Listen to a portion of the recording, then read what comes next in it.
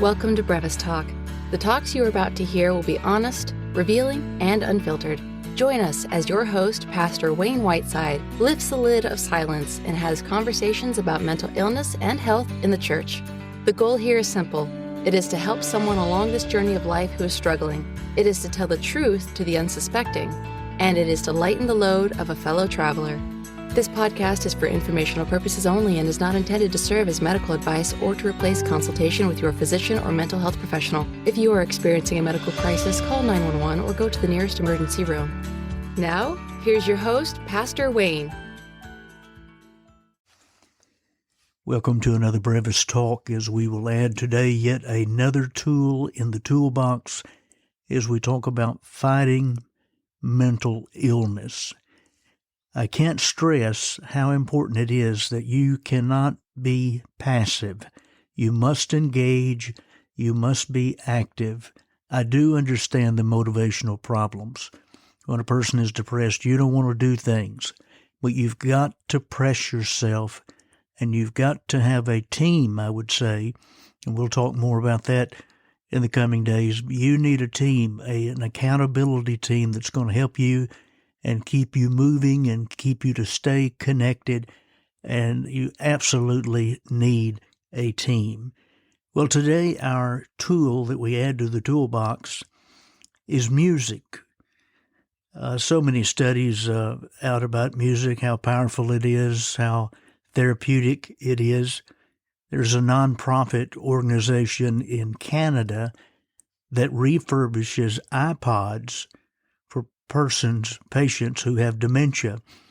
And they'll go back with the history, with the family, and find out what the music this person grew up with and enjoyed. And they will load those iPods with the music of their youth. And it's been phenomenal as they listen to this music, many that were totally inactive, sitting in chairs, and they sort of awakened, if you will, and began to be active and sometimes sing along with those songs. It's pretty incredible stuff, and God bless that group, and I wish them much, much success. We're told that music gives the brain a workout, and the various types of music. I will not get involved in that today. I have my preferences. You have your preferences. But I will say this concerning music being a tool in the toolbox. Don't underestimate and don't throw away, at least consider, classical music. You have all the various instruments and all the timing that go into that with the symphony, and it gives the brain an incredible workout. There are two areas of music. There's passive, where you are listening, and the therapy is there. It's the studies are there over and over. You can go to PubMed, PUBMED, and that is a government site concerning studies about medications, about various things, and you can put a search in there about music and the mind, music and depression, and it'll pop up study after study. But there is passive music, if you will, that's listening, and then there is active, where you actually are doing some singing. And both of those are very good and very, very much needed. I hope you are a musically oriented person. I know some people are more so. Some listen to music all the time, some on less, more rare occasions. But I hope you will consider that.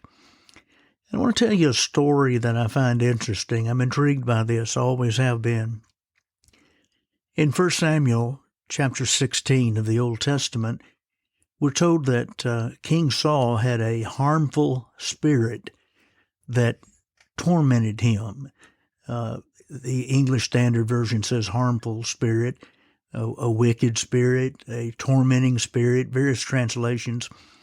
But this evil spirit tormented Saul, and so they asked around about music. Is there someone who can play music for the king. And in chapter 16, that 1 Samuel 16, verse 23, it tells us that they sought David, and who would be king later. And it says that whenever the harmful spirit was upon Saul, David took the lyre, L-Y-R-E, and played it. Saul was refreshed and was well, and the harmful spirit departed from him. I'm reminded that the scripture says elsewhere that God has given us a garment of praise for the spirit of heaviness or the spirit of depression. And music, again, it's incredibly powerful. I hope that you will utilize it, take it out of the toolbox, and use it as a means to attack your depression or your mental illness, your anxiety, whatever it is that you're fighting with. And I think you'll find if you'll take the music test, the music challenge, whatever you want to call it, for me, find out what it is, that music, and something peaceful. I'm not talking about stuff that's you're beating off the walls. There's nothing peaceful about that. You may like that type of music, but I'm talking about music that speaks to your soul and speaks to your heart and speaks to your spirit and has a calming effect upon you. Music is an incredibly powerful thing. The people have been called by God to sing, and will be singing for all time and eternity, and they are called to be a part of a choir, a heavenly choir one day. And so music is very, very powerful, and I hope you'll consider that. God bless you.